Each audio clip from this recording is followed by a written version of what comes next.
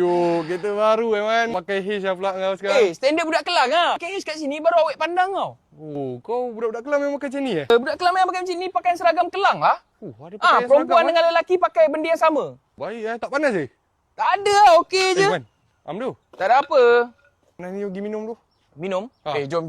Kau nak pergi bar yang mana satu? Tak payah man, mamak je. Oh ya, kita budak Kelang kat sini kalau ajak minum pergi bar tu. Jom naik kereta siapa ni? Naik kereta aku lah. Naik kereta aku pun boleh man. Ni ya kereta kau, Proton X70. Proton 70 je man. Kau tak tahu standard dekat sini budak Kelang pakai H je kau.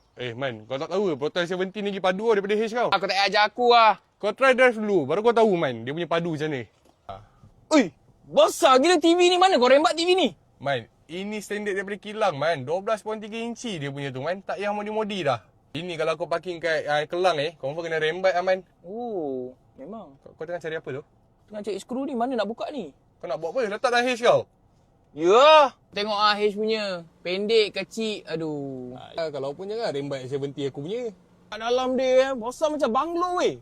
Kan aku dah cakap man. Memang luas. Aku kira badan berapa boleh muat dalam ni. Badan apa? Bau siap corner dia. Melekat tu. Kau nampak kan? Beza dia dengan H.